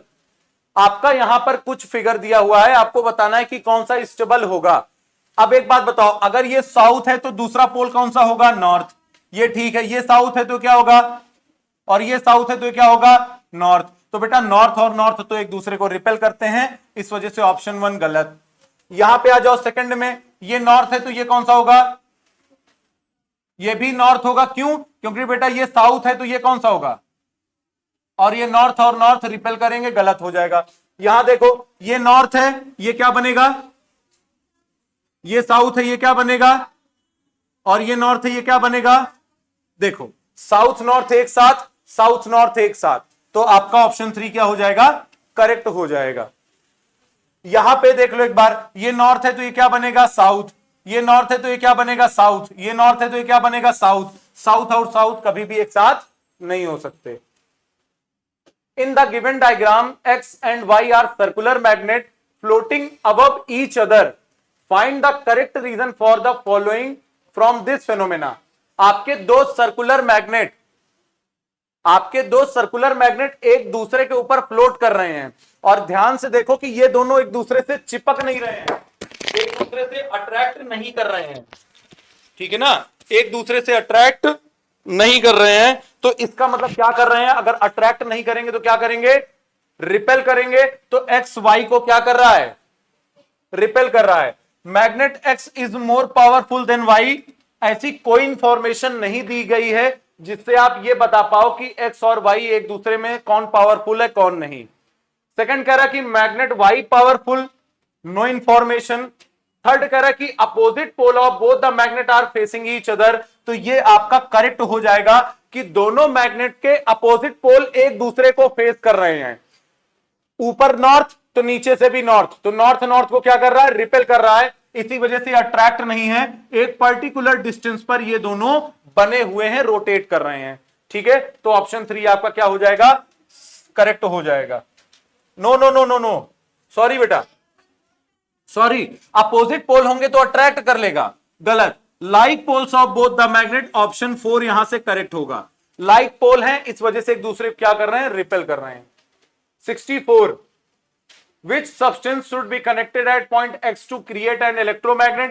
Battery लगी हुई है, सब कुछ लगा हुआ है, हमें क्या लगाना है बेटा, हमें लगाना है कॉपर का वायर। क्या लगाना है, कॉपर का वायर। क्या बन जाएगा, इलेक्ट्रोमैग्नेट। इलेक्ट्रोमैग्नेट का एग्जांपल क्या है, इलेक्ट्रिक बेल, और क्या है, रेफ्रिजरेटर, वॉशिंग मशीन। इन सब में क्या होता है, इन सब में इलेक्ट्रोमैग्नेट होता है। If a magnet is dashed, then it loses its magnetic property. Open रखने से कोई दिक्कत नहीं है, आयरन के साथ रखने पर तो और अच्छा मैग्नेट बनता है। Thrown down from a height several times, कि बार बार किसी मैग्नेट को अगर किसी हाइट से गिरा रहे हो तो धीरे धीरे उसका मैग्नेटिज्म क्या होने लगता है, खत्म होने लगता है। ठीक है, डिप्ड इन वाटर, ये भी गलत हो जाएगा, ऑप्शन 3 आपका करेक्ट हो जाएगा। 66 पूछ रहा है, Which characteristic of the magnet is used in maglev train? कौन सी मैगलेव ट्रेन में मैग्नेट की कौन सी प्रॉपर्टी शो होती है? तो आपको पता है कि मैगलेव ट्रेन बहुत तेजी के साथ भागता है यार। आपकी जो मैगलेव ट्रेन है वो बहुत तेजी के साथ रन करती है। तो होता क्या है कि जो आपकी रेलवे लाइन है, जो आपकी रेल की पटरी है और आपकी जो रेल की व्हील है, उन दोनों के बीच वो क्या होता है कि वो दोनों एक दूसरे को रिपेल करते हैं। अगर अट्रैक्ट करेंगे तो चिपक जाएगा, रिपेल करेंगे तो क्या होगा कि जो आपका फ्रिक्शनल फोर्स है वो कम हो जाएगा। रिपेल करेगा तो तेजी के साथ भागेगा और फ्रिक्शनल फोर्स क्या होगा, कम। और अगर फ्रिक्शनल फोर्स कम तो स्पीड होगी ज्यादा। ठीक है, अट्रैक्ट बिटवीन गलत है, अट्रैक्शन टूवर्ड्स आयरन ये भी गलत है। Repulsion between like poles, like pole क्या करते हैं, तो आपका ऑप्शन 3 करेक्ट हो जाएगा कि दोनों पोल्स को क्या किया जाता है, लाइक पोल्स को सामने रखा जाता है, वो दोनों एक दूसरे क्या करते हैं, रिपेल करते हैं। तो रिपेल करने की पोजीशन में क्या होता है, वो तेजी से भागता है। ठीक है, तो ये वाला हम लोग यूज करते हैं, रिपल्सन बिटवीन लाइक पोल्स। चलो, if a bar magnet is cut at 3 point 1 2 3 perpendicular to its axis, dash bar magnet will be formed. तो देखो 3 पार्ट में काटा तो 1 2 3 4, कितने बार मैग्नेट बनेंगे, 4। ठीक है, तो 8 और 8, ये तो आपका गलत हो गया। यहां पे कितना आएगा बेटा, 4 bar magnet will be formed and dash north pole will be formed. तो जितने बार मैग्नेट होते हैं उतने ही नॉर्थ पोल बनेंगे और उतने ही साउथ पोल बनेंगे। तो करेक्ट ऑप्शन क्या हो जाएगा, करेक्ट ऑप्शन आपका सेकंड हो जाएगा। जितने बार मैग्नेट उतने ही नॉर्थ पोल और उतने ही साउथ पोल। 68, रमेश, संपदा, Ajay and Smita do the following activity with the strip of a magnet, which step is useful for safety of the magnet. ये चारों लोग कोई ना कोई एक्टिविटी कर रहे हैं।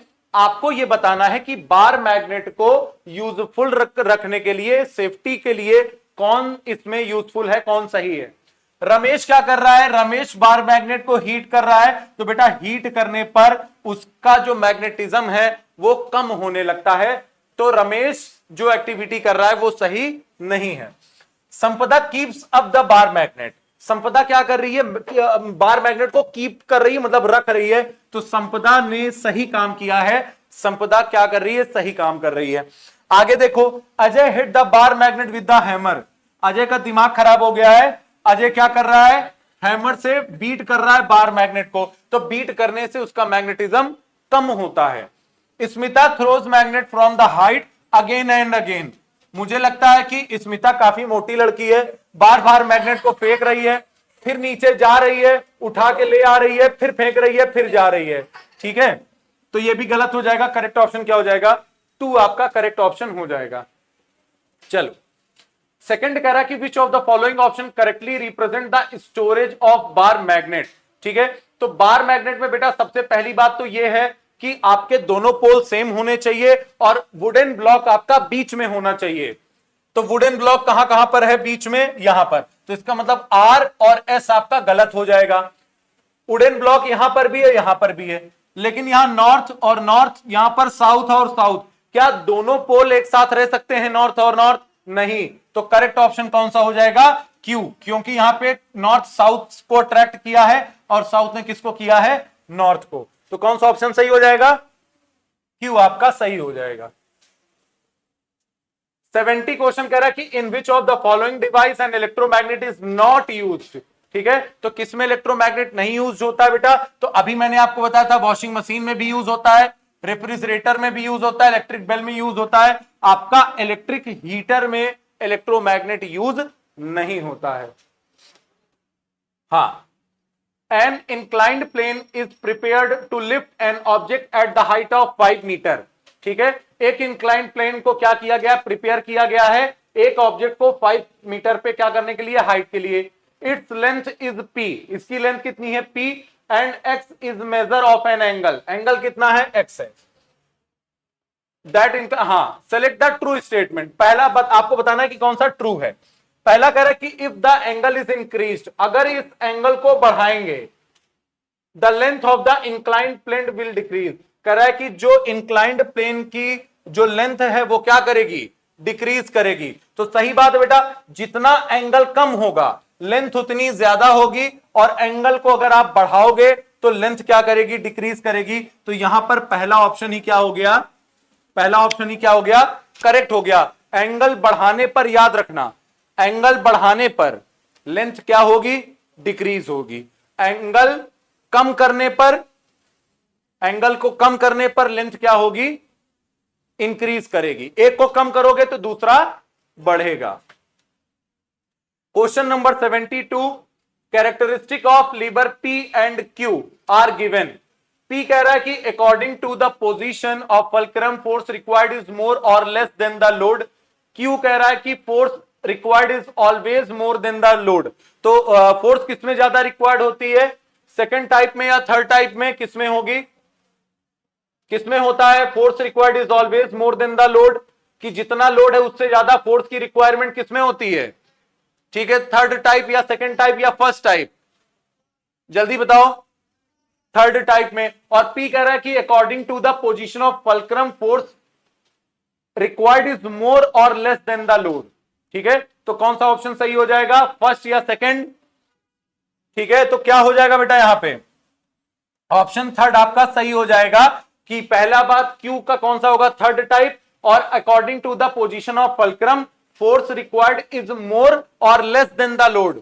लेस भी हो सकता है, मोर भी हो सकता है, तो सेकेंड टाइप में। ठीक है, चलो next question number 73, mechanical advantage is equal to effort arm upon load arm. So for the second type of lever MA equal to 1, MA smaller than 1, greater than 1 और 0। कौन सा करेक्ट ऑप्शन हो जाएगा? Correct option हो जाएगा greater than 1, कि आपका जो मैकेनिकल एडवांटेज है वो ज्यादा होना चाहिए। यहां पे कह रहा है कि in the given figure length of the stick is 1.20 metre, the fulcrum is at 0.2 metre distance from the load, the effort is at other end of the stick because of the thing arrangement, how much will be the mechanical advantage? Effort arm upon load arm. तो effort arm कितना दिया बेटा? 1.20, और आपका load arm कितना दिया है? 0.2। Point हटाने के लिए क्या करोगे? 10 से मल्टीप्लाई, ऊपर कितना बन जाएगा? 12.0, नीचे कितना बन जाएगा?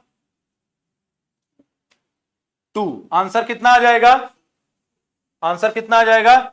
6 ऑप्शन यहां पे दिया है, नहीं दिया है, तो मुझे लगता है बेटा यहां पे 0.6 जो दिया है वो कितना होना चाहिए? 6 होना चाहिए। ठीक है, चलो 75, the machine is called as force multiplier if mechanical advantage is। force multiplier का मतलब कि आप काम कम करो, एडवांटेज ज्यादा मिले, तो मैकेनिकल एडवांटेजेस क्या होना चाहिए? ग्रेटर देन 1 होना चाहिए। ठीक है, हाँ, तो ग्रेटर देन 1 है ना? सॉरी, ऑप्शन 3 करेक्ट हो जाएगा। 76, due to the invention of the wheel, wheel के इन्वेंशन से क्या हुआ? There was an improvement in means of transport. तो यही आपका आंसर सही हो गया कि जो ट्रांसपोर्ट का मीन था वो क्या हो गया, वो हमारे लिए इंप्रूव हो गया। नहीं पहले जैसे बैलगाड़ी से सामान लेके शहर जाना होता था तो 1 दिन 2 दिन 3 दिन बीत जाता था। अब क्या होता है कि ट्रक वगैरह कार वगैरह से चली जाती है, ठीक है, तो टाइम क्या होता है, कम लगता है। तो व्हील के इन्वेंशन की, अच्छा व्हील, मान लो कि बैलगाड़ी में भी व्हील लगी होती है, बैलगाड़ी को भी छोड़ो, मान लो कोई आदमी सामान उठा के लेके जा रहा है तो कितनी दूर लेके जाएगा, बहुत ज्यादा टाइम लगेगा। तो व्हील के इन्वेंशन के बाद मीन ऑफ ट्रांसपोर्ट क्या हुआ, इंप्रूव हुआ। ठीक है, चलो, which would be the most suitable tool to tighten this bolt, इस बोल्ट को टाइट करना है, कौन सा सबसे ज्यादा सुटेबल है। तो देखो बेटा, सुटेबल तो ये भी है, ये भी है, ये भी है, ये भी है, तो सबसे ज्यादा सुटेबल कौन सा होगा, आर, क्योंकि ये प्लग है, प्लग को लगाया, इलेक्ट्रिसिटी करंट इसको ऑटोमेटिक चलने को देगा और इसे क्या करने में, टाइट करने में आसानी होगी। तो कौन सा ऑप्शन सही हो जाएगा, ऑप्शन 3 आपका करेक्ट हो जाएगा। 78, the diagram above show 4 inclined plane from which 4 objects of the same type are released, which object will have the highest kinetic energy when it is reaching the ground। तो याद रखना, surface से जितना ज्यादा angle बनाएगा आपका जो kinetic energy है उतनी ज्यादा होगी, जितना ज्यादा एंगल उतनी ज्यादा काइनेटिक एनर्जी। भाई देखो, अगर एंगल कम है तो आप धीरे धीरे नीचे आओगे, एंगल ज्यादा है तो तेजी के साथ नीचे आओगे, तेजी के साथ नीचे आओगे तो काइनेटिक एनर्जी भी क्या होगी, ज्यादा होगी। तो यहां 45, यहां 50, यहां 60, यहां 30, तो सबसे ज्यादा एंगल कौन बना रहा है, आर। कौन बना रहा है, आर। भाई यहां 50, यहां 60 है, तो आर यहां पे आपका करेक्ट हो जाएगा। Question number 79, what type of eclipse can be observed from the moon when there is a solar eclipse on the earth। अगर अर्थ पर सोलर इक्लिप्स है तो क्वेश्चन कह रहा है कि मून से कौन सा इक्लिप्स देखने को आपको मिलेगा।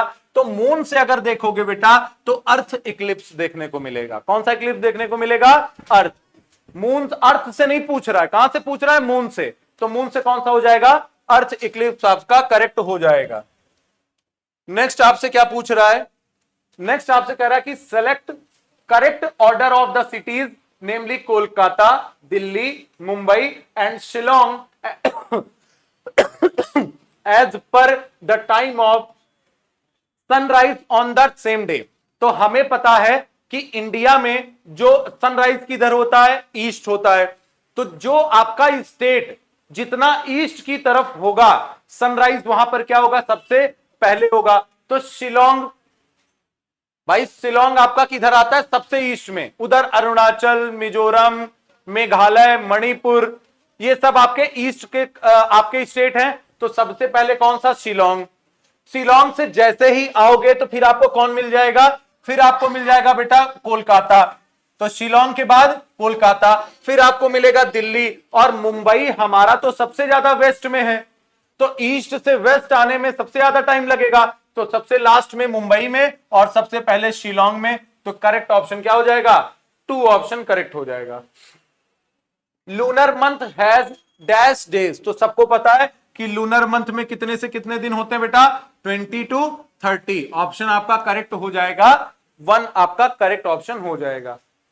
82, where on the earth we can not have zero shadow day. कहां पर, तो इसका आंसर याद रखना बेटा, जो हमारे पोल्स होते हैं वहां पे जीरो शैडो डे नहीं होता है, ठीक है, वहां पर जीरो शैडो डे नहीं होता है पोल्स पर। 83, from which planet one can see the sun rising from the west. West पे कहां से देख सकते हो, कहां से देख सकते हो बेटा, वीनस। कहां से देख सकते हो, वीनस से। चल, planet Venus is the most hot planet because. आप मुझे एक बात बताओ कि अर्थ का टेम्परेचर बढ़ रहा है, क्यों बढ़ रहा है, क्योंकि अर्थ पर कार्बन डाइऑक्साइड बढ़ रही है। तो कार्बन डाइऑक्साइड कहीं ना कहीं रिस्पॉन्सिबल है हीट के लिए। तो वीनस में भी क्या है कि वहां पर कार्बन डाइऑक्साइड ज्यादा है, जबकि जो आपका मर्क्यूरी है वो सन के ज्यादा पास है, लेकिन उसके बावजूद भी सबसे ज्यादा हॉट कौन है, वीनस है। Because proportion of carbon dioxide in its atmosphere is more. ठीक है ना, कार्बन डाइऑक्साइड ज्यादा होने की वजह से आपका जो वीनस है वो सबसे हॉटेस्ट प्लेनेट है। ठीक है। 85 which eclipse is seen in the diagram. तो ये आपका सन है, ये आपका अर्थ है, ये मून है। सन की कोई भी लाइट मून पर नहीं पहुंच पा रही है, तो आपका लूनर इक्लिप्स हो जाएगा। पार्शियल सोलर ये तो गलत है, टोटल सोलर इक्लिप्स ये भी गलत है। पार्शियल बेटा पार्शियल तो होगा नहीं, क्योंकि थोड़ी सी भी लाइट मून पर नहीं पहुंच पा रही है, तो ये क्या होगा, टोटल लूनर इक्लिप्स। हां, sometimes a falling star is seen, it is called.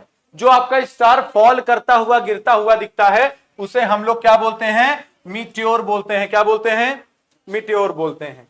चलो, हाँ, you must have handled Indian currency notes many time. आप लोगों ने कई बार नोट करेंसी आपने लिया होगा हाथ में। There is a significant picture on its one side. आजकल सबको पता है कि जो नई नोट आई है उनमें सब में पीछे कोई ना कोई साइन बना होता है। किसी में हम्पी बना होता है, किसी में मंगलयान बना होता है, किसी में लाल किला बना होता है, सब में बना होता है। कह रहा है कि on which of the following currency notes printed recently do we find the picture of Mangalyaan.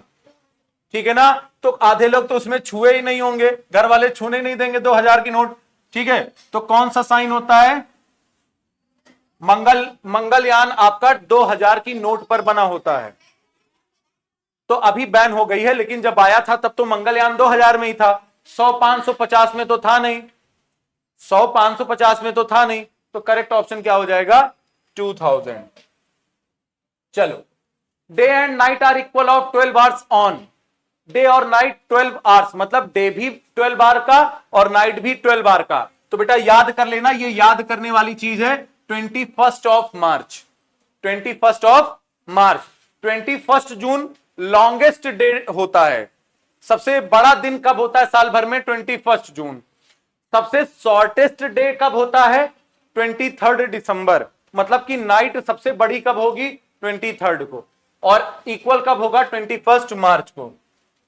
चलो, astronomical unit is equal to. तो एस्ट्रोनॉमिकल यूनिट इक्वल होती है बेटा अर्थ और सन के बीच के डिस्टेंस के। सन और अर्थ के बीच का डिस्टेंस कितना है, 15 लाख किलोमीटर। कितना है, 15 लाख किलोमीटर। और उसी को हम लोग एस्ट्रोनॉमिकल यूनिट कहते हैं, distance between the sun and the earth. Correct option क्या हो जाएगा, ऑप्शन 1 आपका करेक्ट हो जाएगा। Question number 90, observe the flow chart carefully and select the planet ring around planet. तो आपको पता है कि जो लास्ट के 4 प्लैनेट हैं वो रिंग बनाते हैं। तो कौन कौन से हैं, जुपिटर, सैटर्न, यूरेनस, नेपच्यून। चलो, कह रहा है कि नो का मतलब ये चारों में नहीं होंगे। तो पी, जुपिटर, जुपिटर, वीनस। आपका एक ही ऑप्शन सही है, वो कौन सा है, ऑप्शन 3 आपका सही है। ठीक है, लार्जेस्ट प्लेनेट कौन सा है, जुपिटर। तो क्यू क्या हो जाएगा, जुपिटर। कौन सा नहीं है, तो जो बच रहा है वो नहीं है, कौन सा है, सैटर्न। ठीक है, तो यहां से आपका करेक्ट ऑप्शन कौन सा हो जाएगा, ऑप्शन 3 आपका करेक्ट हो जाएगा। P is an inner planet and it rotates from east to west.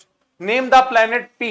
तो ये इनर प्लेनेट में कौन सा आएगा, पहली बात तो बेटा जुपिटर और यूरेनस तो आपके इनर प्लेनेट है नहीं। अब बचा विनस और मर्क्यूरी। तो इसमें जो आपका विनस है वो ईस्ट से वेस्ट की तरफ रोटेट करता है।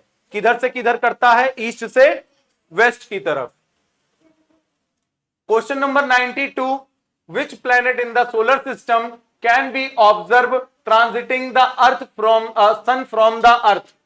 ठीक है, तो कौन सा आपको दिखता है, सबको पता है कि अर्थ से हम लोग कौन कौन सा प्लेनेट देख सकते हैं, वीनस और मर्क्यूरी। कब देख सकते हैं, बिफोर सनराइज, और सनराइज और सनसेट के पहले हमें दिखाई देता है।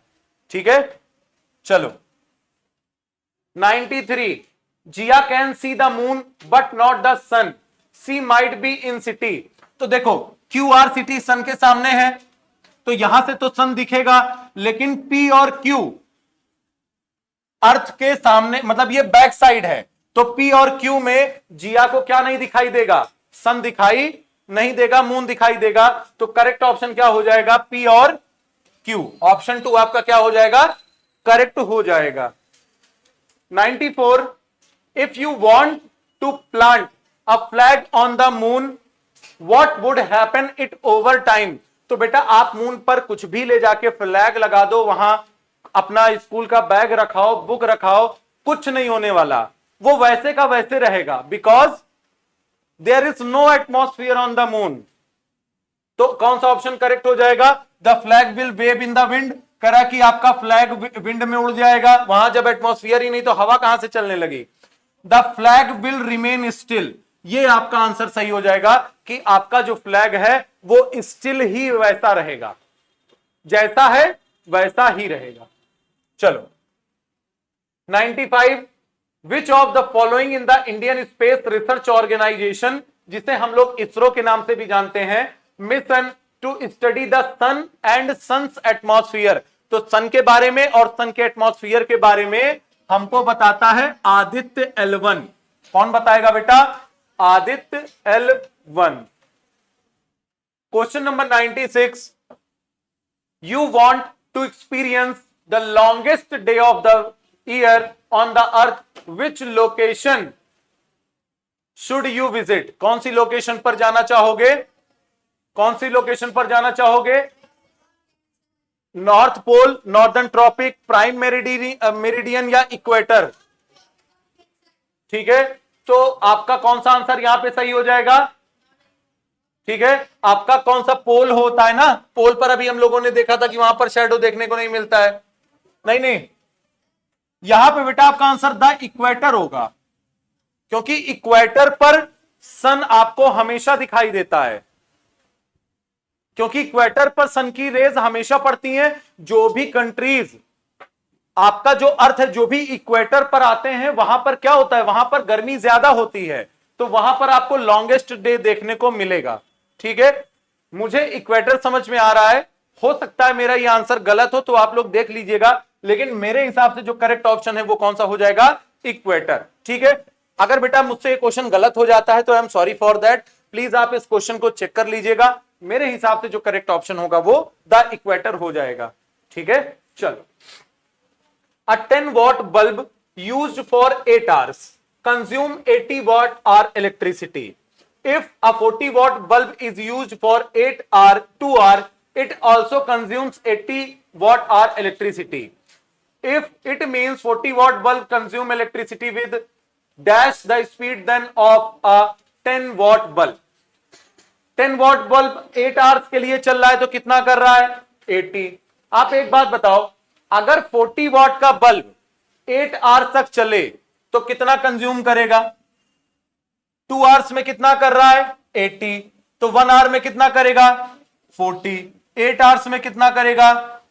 320। समझ में आई बात? फिर से सुनो, 10 वॉट का बल्ब, एक 10 वॉट का बल्ब 8 आवर्स के लिए चल रहा है तो कितनी इलेक्ट्रिसिटी कर रहा है? 80। तो 10 इंटू 8 कितना हो गया? 80। अब कह रहा कि 40 watt bulb is used for 2 hour. 40 watt का बल्ब कितनी आवर के लिए है? 2 आवर के लिए, सिर्फ 2 आवर। कितनी इलेक्ट्रिसिटी कंज्यूम कर रहा है? 80 watt hour by 40 multiplied by 2। It means 40 watt bulb consume electricity with dash speed. कह रहा है कि इसका मतलब कि 40 वॉट का जो बल्ब है वो 10 वॉट के कंपैरिजन में ज्यादा स्पीड से इलेक्ट्रिसिटी कंज्यूम कर रहा है। तो 40 वॉट 2 घंटे में कितना कर रहा है? 80। तो 1 घंटे में कितना करेगा? 1 घंटे में कितना करेगा बेटा? अरे भाई 2 घंटे में 80 कर रहा है तो 1 घंटे में कितना करेगा? 40। तो 8 घंटे में कितना करेगा? 8 घंटे में कितना करेगा? 8 घंटे में 322 करेगा, सॉरी 320 करेगा। और ये 8 घंटे में कितना कर रहा है? 10 वॉट वाला 80 कर रहा है, तो डिवाइडेड बाई 80 कर दो, कितना आंसर आ जाएगा? 4। तो 4 डबल होगा नहीं, ट्रिपल होगा नहीं, 5 फोल्ड होगा नहीं, क्या हो जाएगा? क्वाड्रपल। आप याद रखना बेटा, 4 टाइम्स को हम लोग किस नाम से जानते हैं? क्वाड्रपल के नाम से जानते हैं। 98, विच of the following method of producing electricity is environment friendly? तो कौन सा है आपका? यूजिंग विंड मिल, क्योंकि विंड मिल आपका क्या है? नेचुरल सोर्स ऑफ एनर्जी है। बाकी न्यूक्लियर पावर, थर्मल इलेक्ट्रिसिटी और हाइड्रो इलेक्ट्रिसिटी ये आपका क्या है, ये आपका non renewable source of energy है, ठीक है। हाँ बेटा हाइड्रो इलेक्ट्रिसिटी, ठीक है। तो नहीं, विच of the following electricity is environment friendly, तो इन्वायरमेंट फ्रेंडली का क्या है, इसमें जब आप इलेक्ट्रिसिटी वाटर से यूज करते हो क्या वो पानी आपका खराब नहीं होता है, यूजिंग विंड मिल में कौन सा चीज आपका खराब होने वाला है, ठीक है। चलो 99 in the given figure which substance can be connected at position X and Y, Y में बेटा कुछ ऐसा करना है कि बल्ब ग्लो ना करे, तो हम क्या करेंगे, इंसुलेटर, तो nail, aluminium wire, ebonite wire, wooden plate, तो वुडन प्लेट का यूज कर सकते हैं। और यहां पर बल्ब ग्लो कर रहा है तो हम लोग यहां पर क्या यूज कर सकते हैं, एल्यूमिनियम फॉइल यूज कर सकते हैं, क्योंकि एल्यूमिनियम आपका गुड कंडक्टर ऑफ करंट होता है, तो आपका पहला ऑप्शन ही यहां से करेक्ट हो जाएगा। नेक्स्ट और लास्ट क्वेश्चन आज का, a metal sphere M is placed between two charged metal strip in the figure, what will be the resulting electric charge distribution of sphere M? तो बेटा ध्यान से सुनो, क्वेश्चन नंबर 100 आप सभी स्टूडेंट्स के लिए एज अ होमवर्क का क्वेश्चन है। अब बात ये आती है कि ये आपको कैसे पता चलेगा कि इसका करेक्ट ऑप्शन क्या है, तो जब आप वीडियो देखोगे, आप मुझे कमेंट बॉक्स में करोगे, तो मैं इसका आंसर बाद में आपको डिस्क्रिप्शन में दे दूंगा, आप देख लेना कि आपके आंसर सही हैं या गलत हैं। तो आज के लिए 100 क्वेश्चन में सिर्फ एक क्वेश्चन मैंने आज आपको होमवर्क दिया है, और सभी बच्चे इसका आंसर कमेंट बॉक्स में बताएंगे, और फिर मैं आपको डिस्क्रिप्शन में इसका सही आंसर मेंशन कर दूंगा, आप सभी लोग मैच कर लीजिएगा। ऐसा नहीं होगा कि ये क्वेश्चन मैंने छोड़ दिया तो आप इसका आंसर नहीं जानोगे, ठीक है। तो आई होप ये 100 क्वेश्चन आपके होमी बाबा एग्जाम के लिए बहुत ही ज्यादा यूजफुल होने वाले हैं। ये इसी तरह के क्वेश्चन, सेम क्वेश्चन या सेम पैटर्न के क्वेश्चन आपको होमी बाबा में देखने को मिलेगा। तब तक के लिए बेटा thank you, good night, happy Diwali, ठीक है, स्टे ब्लेस्ड।